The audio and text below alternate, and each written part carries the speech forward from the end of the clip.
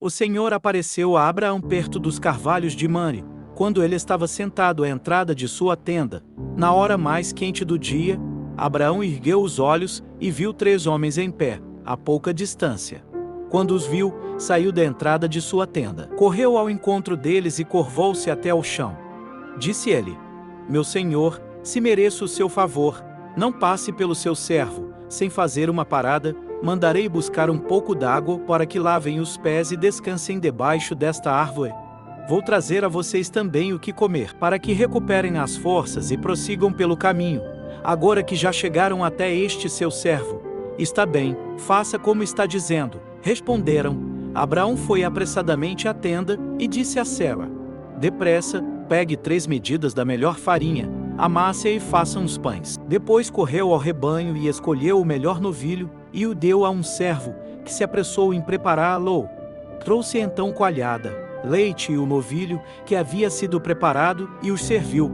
Enquanto comiam, ele ficou perto deles em pé, debaixo da árvore. Onde está Sara, sua mulher? Perguntaram. Ali na tenda, respondeu ele. Então disse o Senhor: Voltarei a você na primavera, e Sara, sua mulher, terá um filho. Sara escutava a entrada da tenda, atrás dele.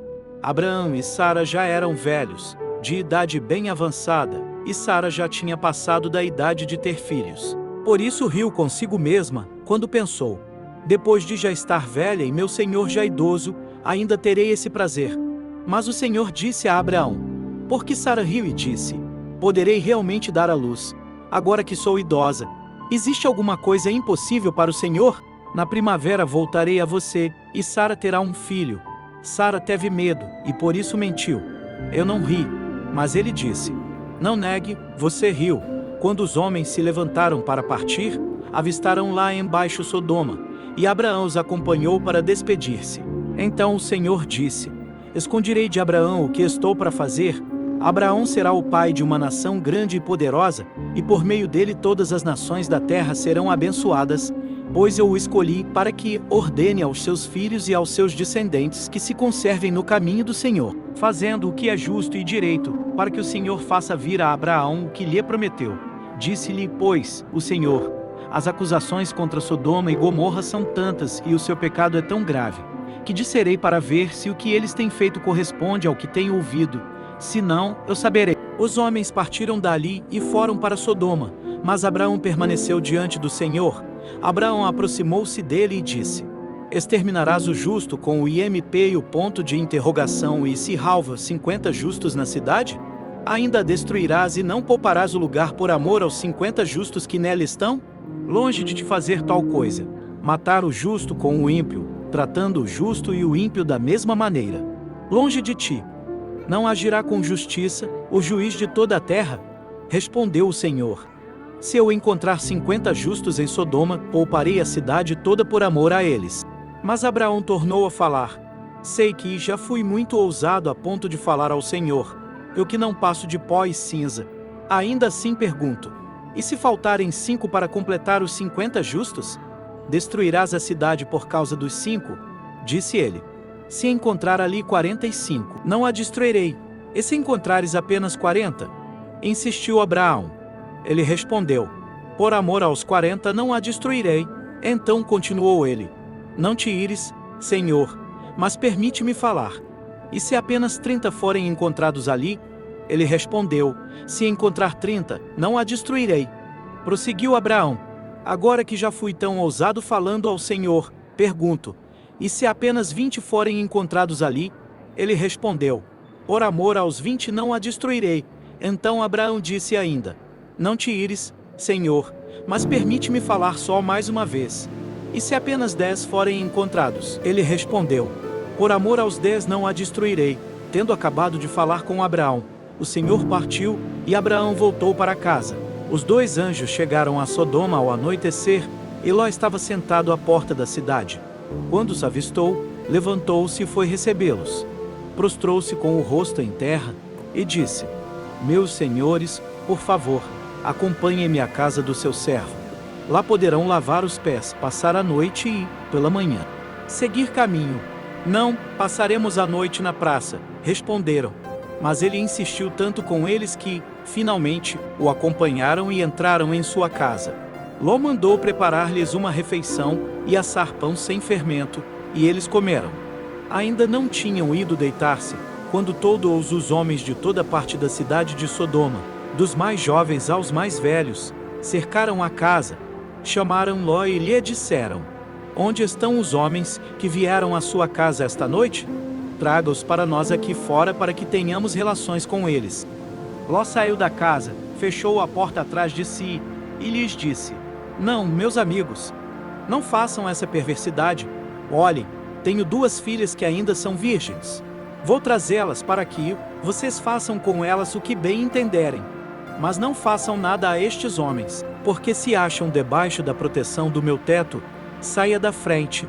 Gritaram e disseram: Este homem chegou aqui como estrangeiro e agora quer ser o juiz. Faremos a você pior do que a eles. Então empurraram Ló com violência e avançaram para arrombar a porta. Nisso, os 2 visitantes agarraram Ló, puxaram-no para dentro e fecharam a porta. Depois feriram de cegueira os homens que estavam à porta da casa, dos mais jovens aos mais velhos, de maneira que não conseguiam encontrar a porta. Os 2 homens perguntaram a Ló: Você tem mais alguém na cidade? Genros, filhos ou filhas, ou qualquer outro parente?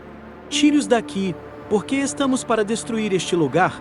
As acusações feitas ao Senhor contra este povo são tantas que ele nos enviou para destruir a cidade.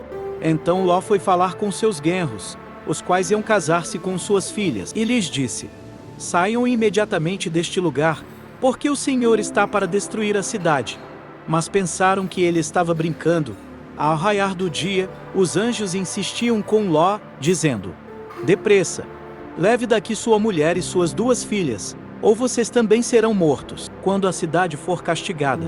Tendo ele hesitado, os homens o agarraram pela mão, como também a mulher e as 2 filhas, e os tiraram dali à força, e os deixaram fora da cidade, porque o Senhor teve misericórdia deles. Assim que os tiraram da cidade, um deles disse a Ló: Fuja por amor à vida. Não olhe para trás, e não pare em lugar nenhum da planície.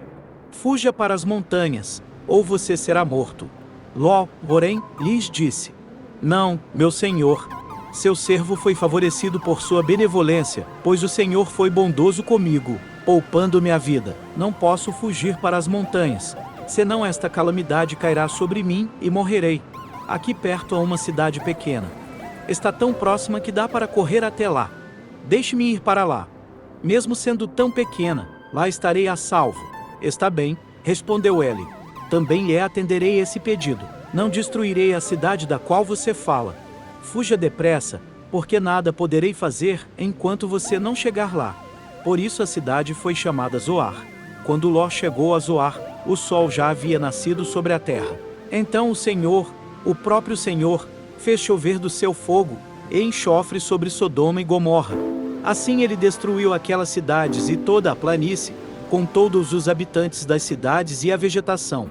Mas a mulher de Ló olhou para trás e se transformou numa coluna de sal.